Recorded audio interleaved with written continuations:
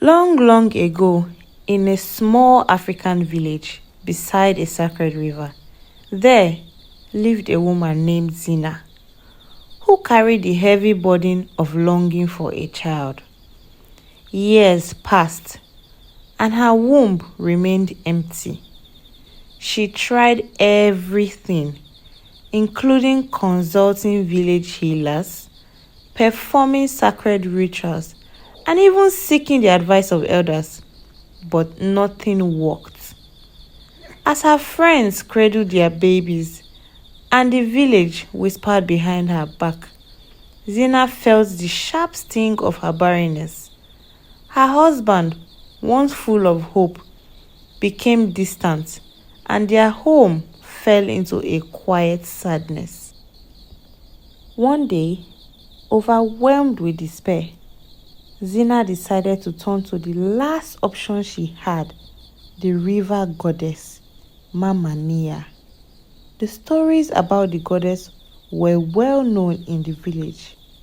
Mama Nya was powerful and could grant impossible wishes, but always at a price. Zina knew this, but she had no other choice. At dawn, she made her way to the river bank, her bare feet sinking into the cool mud as she knelt by the water.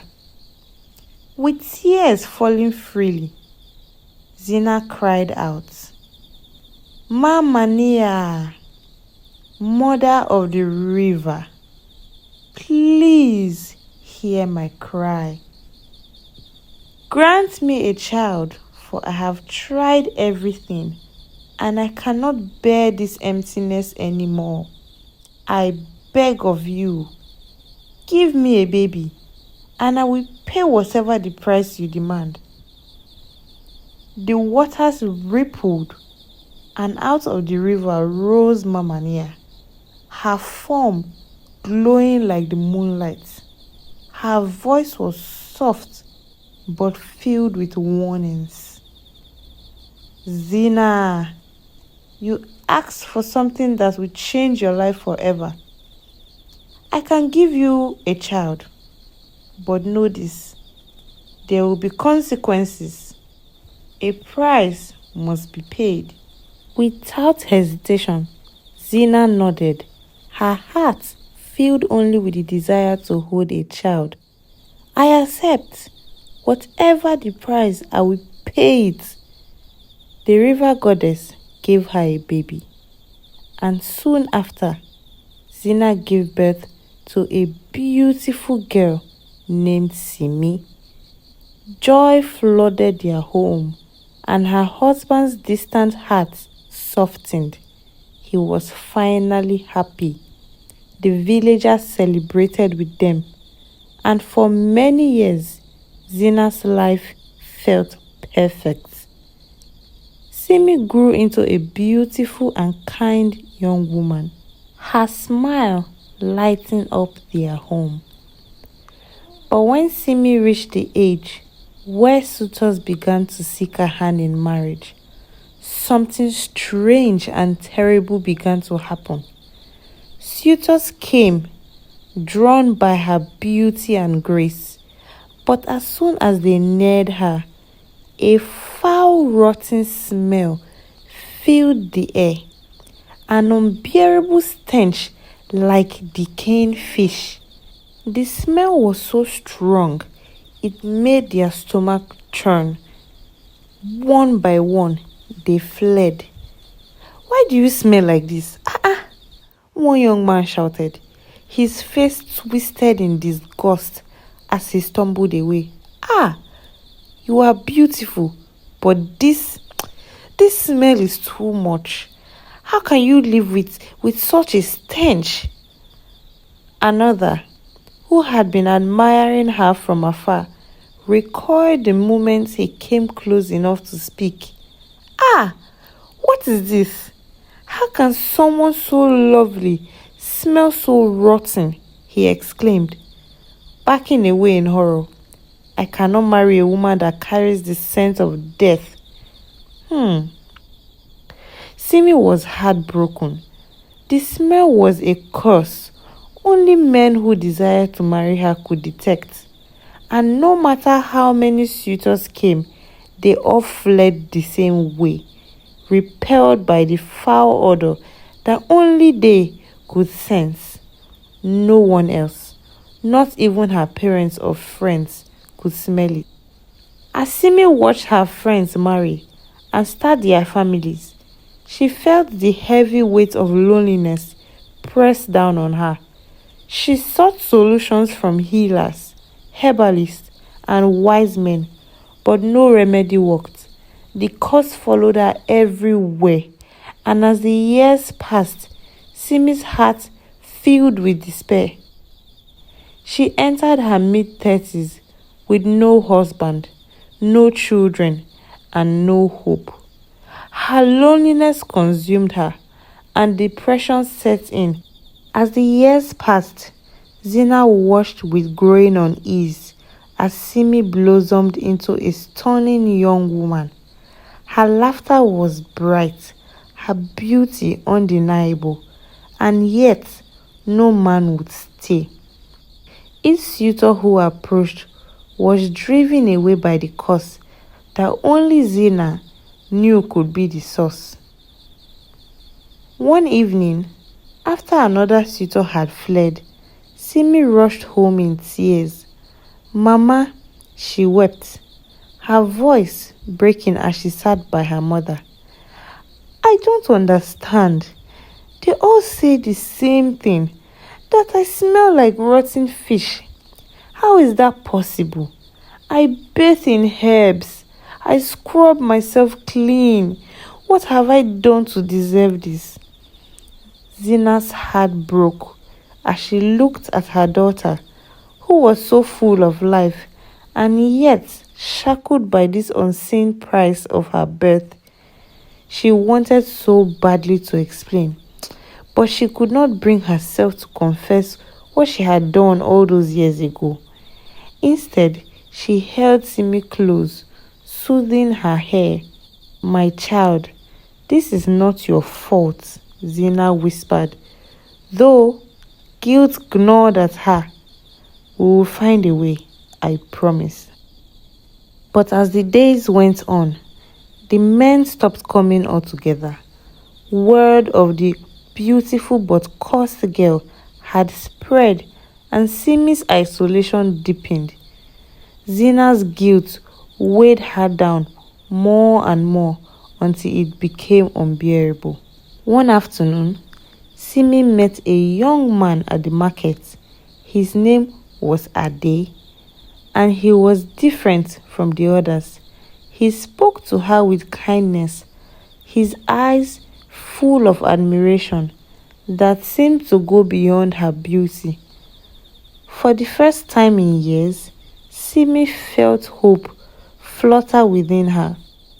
Over the following weeks, Ade visited her often. They would walk along the riverbank, talking and laughing. Simi began to fall in love with him, cautiously at first, afraid the curse will ruin this too.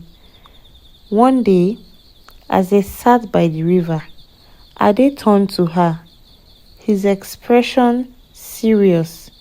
Simi, he said softly, I have fallen in love with you. I want to ask for your hand in marriage. Simi froze. Though she had dreamt of this moment for so long, fear gripped her heart. Ade, she began, her voice trembling. There is something you need to know. Every man who had come close to me has smelled something so horrible, a stench that I can't sense. But they do. I don't know why. Ade smiled, his eyes gentle. I have been close to you many times, Simi. I don't smell anything. Relief washed over her, and for a moment, she thought the curse might have been lifted. But Ade leaned in to hold her hand. His face contorted. He drew back quickly, covering his nose. Ah, that smell! That smell! He gasps. What is that? Simi's heart shattered all over again. I told you, she whispered, her voice hollow. Ade, like all the others, could not endure it. He apologized profusely, but left her, never to return. That night, Simi collapsed in her mother's arms. I can't live like this, Mama, she sobbed. I will never know love. Zina knew that she could no longer hide the truth. The price of her wish had destroyed her daughter's future. Zina, seeing her daughter's deep sorrow, began to fear that this curse was the price she had unknowingly accepted when she begged the river goddess for a child. Desperate to undo the harm, Zina decided to return to Mama Nya. At dawn, just as she had done years before, Zina knelt by the river and called out, her voice trembling with guilt. Mama Nya, I come to you again. My daughter, the child you gave me, she is suffering, oh. She is cursed. No man can come near her without being driven away by a terrible stench. Is this the price I was to pay for her birth?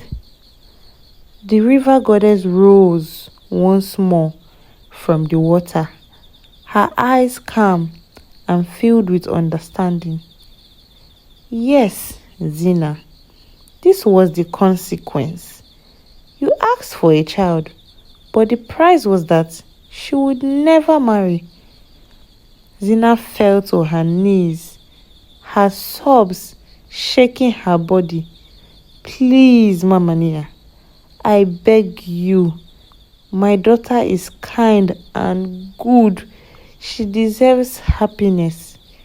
If a price must be paid, take my life. I will gladly give it if it means my daughter can find love and peace.